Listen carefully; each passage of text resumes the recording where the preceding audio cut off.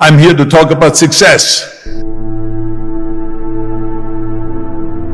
The first rule of success is to have a vision. You see, if you don't have a vision of where you go, and if you don't have a goal where you go, you drift around and you never end up anywhere. I mean, as you know, I was born in 1947 in Austria after the Second World War.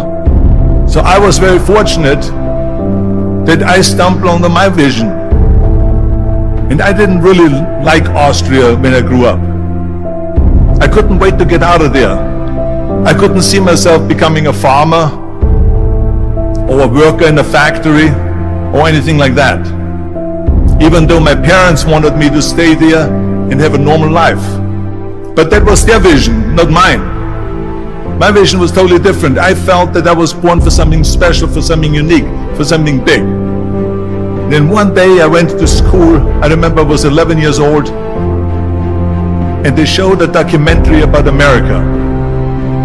And there they showed in this documentary the huge skyscrapers, the high-rises, the huge bridges, the 6-lane freeways, and all of this stuff. And I said to myself, that's where I want to be. I don't want to be around here with these little farmhouses and these little buildings. I want to be in America. One day after school, I walked by a store in Graz. So I went inside and I looked around, and then I saw a magazine. I saw a bodybuilding magazine that had Reg Park on the cover. Reg Park was then a 3-time Mr. Universe. And I saw him on the big screen as Hercules. I read that and I said to myself, wow, this is the blueprint for my life. This is exactly what I want to do. I want to become a bodybuilding champion just like Reg Park. I want to get into movies just like Reg Park. And I want to make millions of dollars and be rich and famous just like Reg Park. Do you know how great it felt that I knew where I was going? Imagine the majority of people don't know where they're going. I knew where I was going. That I'm going to become this bodybuilding champion just like him. So it was just a question of how do you do it? I was so relieved, because when you have a goal, when you have a vision, everything becomes easy. So people always ask me, when they saw me in the gym in the pumping iron days, they say, why is it that you're working out so hard? 5 hours a day, 6 hours a day, and you have always a smile on your face. And I told people all the time, I said, because to me, I am shooting for a goal. In front of me is the Mr. Universe title. So every rep that I do gets me closer to accomplishing that goal, to make this goal, this vision turn into reality.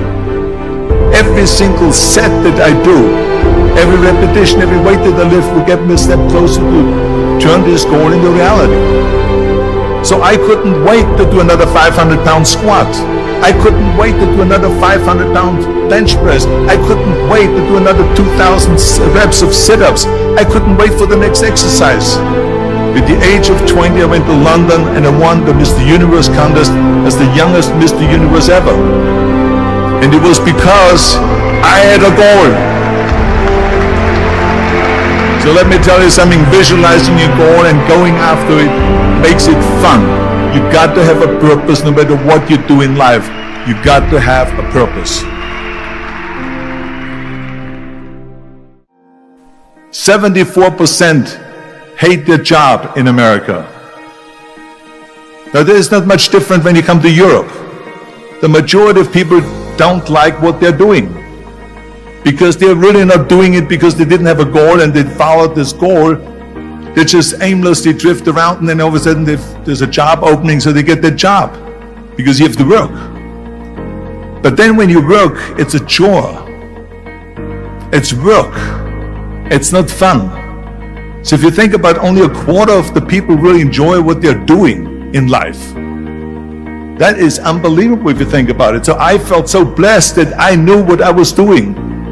It's like a medical student that studies and knows he wants to become a doctor. You know where to go.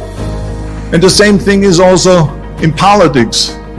I remember that in politics, I had a very clear vision that I will be the leader of California. This is as far as I could go because I was not born in America, so I could not run for president.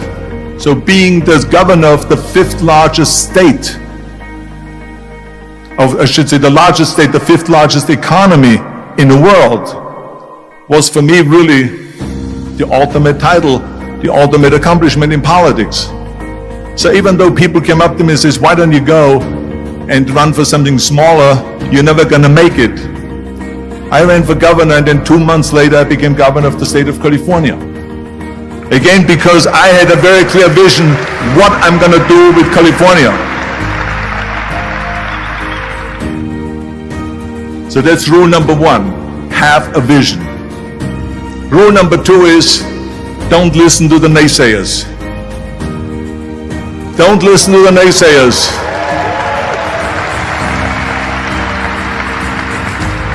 Everything I ever did, the thing that I heard out of people's mouth was, that's impossible.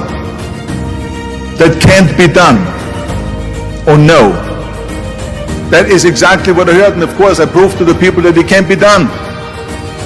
So whenever someone said to me, it can't be done, I heard, it can be done. When they said no, I heard yes.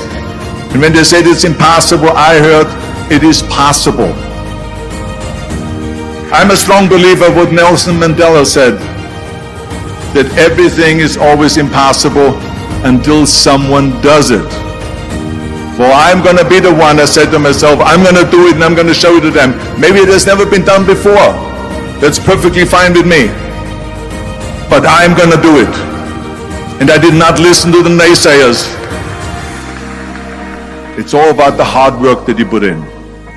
I said to myself, in bodybuilding I worked out 5-6 hours a day. I'm going to do the same thing now for acting. And of course I went to college to study English. I studied the accent removal, acting classes, and all of this stuff. All day long. I worked and I worked and I worked. And within a short period of time I made one movie called Hercules in New York, which of course went right into the toilet. But it didn't discourage me. I still had the same vision. And then all of a sudden I did Streets of San Francisco. I did Stay Hungry and Pumping Iron and The Villain. And then all of a sudden I was asked by Dino De Laurentiis and by Universal Studio to star in Conan the Barbarian. And after I did Conan the Barbarian, the director at the press conference said to the press, the director was John Milius, he said to the press, if we wouldn't have had Arnold, we would have had to build one. So think about that. The very body that they said can never be sold because the time is wrong. A few years later, I'm doing Conan the Barbarian, and it was the #1 hit at the box office when it came out in the summer of '82. Think about that. And the director says, if we wouldn't have had his body, we would have had to build one. So all of a sudden, my body became an asset, not a liability. And the same thing was with Terminator. After we were finished filming Terminator, Jim Cameron said to the press, if Arnold wouldn't have had that accent and talked like a machine, I think the movie wouldn't have worked. So think about that. The body and the accent that they attacked was an asset. But I didn't listen to those losers. I didn't listen to them at all. It's just the reality of it is that you cannot listen to the naysayers. So this is a very important lesson for all of you. So when someone says, no, this is a stupid idea, you in your mind, you don't have to say it, but in your mind just say this of you asshole. What do you know?